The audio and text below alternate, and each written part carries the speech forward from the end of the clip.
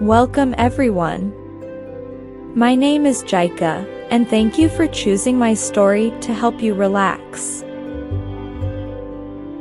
In this episode, we will follow a furry friend named Martin as he takes a stroll in the charming forest in which he lives.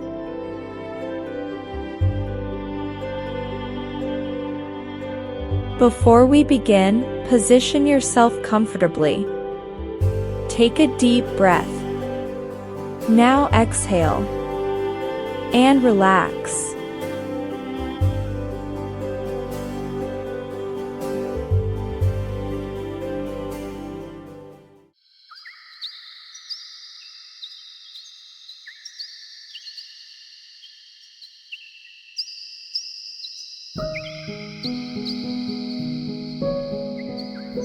On a majestic mountain lies a lush forest beautified by a variety of towering evergreens.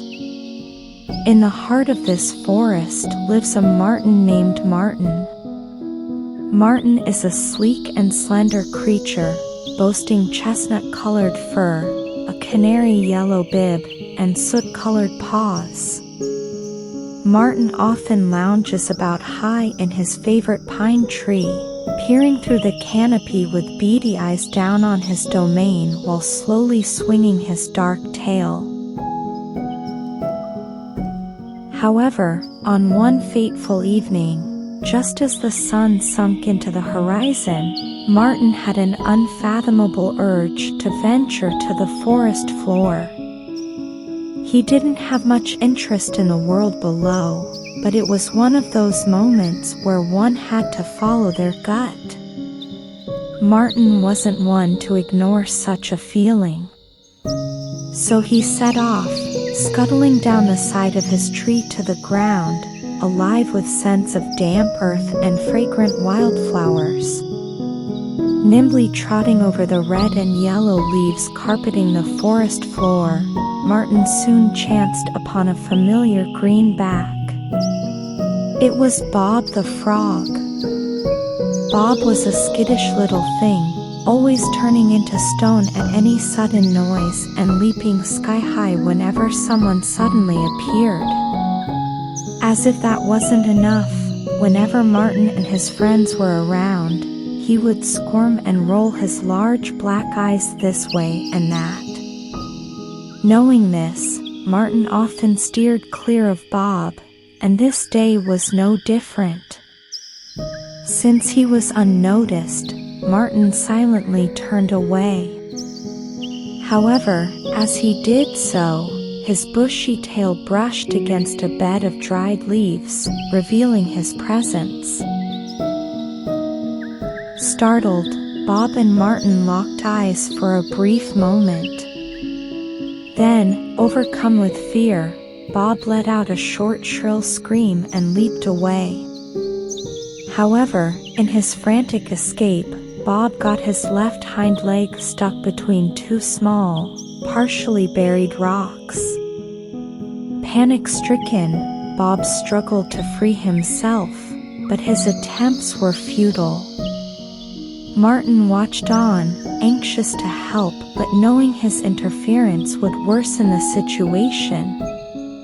Suddenly, a gentle breeze alerted him of an unwelcome presence. Kai the coyote was on her way. Kai's personality contrasted with her pale russet and gray fur. She was always animated and loved to play with others, but her games often left everyone else fatigued.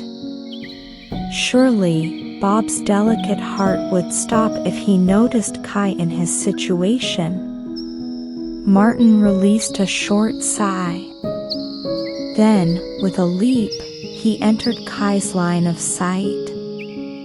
Yipping loudly, Kai dashed to him, and the two took off, leaving behind a flabbergasted Bob.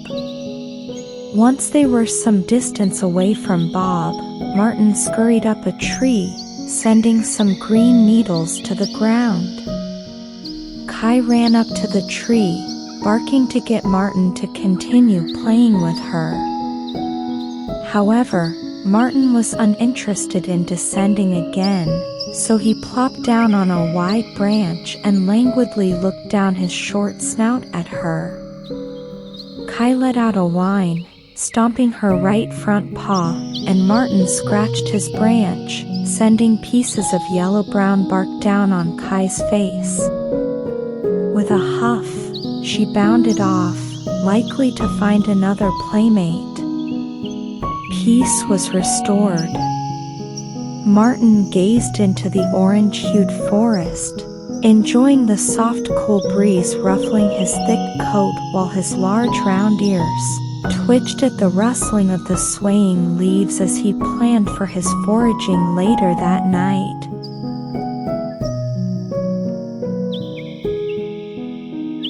Around the same time the next evening, when Marten was sitting in his favorite spot, surrounded by green pine needles on a grayish-black branch, staring at the gold and violet painted sky and wagging his fluffy tail, he heard a quiet ribbit.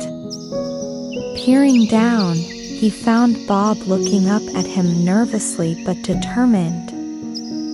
Bob awkwardly motioned for him to come down and follow him. Surprised and intrigued, Marten descended gracefully and trailed after him. For a second evening in a row, Marten admired the enchanting atmosphere created by the tapestry of towering trees and lush undergrowth enveloping them, lit by the rays of sunlight filtered through the canopy, as he wondered where Bob was taking them. Within a few minutes, they entered a small area, tucked away in a corner of the forest. It was a hideout brimming with succulent blackberries. The air was filled with their sweet scent.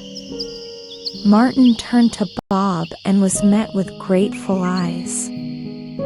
Letting out a happy ribbit, Bob squeezed his big eyes tight and hurried to hide in the foliage. Marten gazed at the spot where Bob had disappeared. With a short chatter of appreciation toward Bob hiding somewhere, he faced the nearest shrub. That night's dinner was juicy and sweet,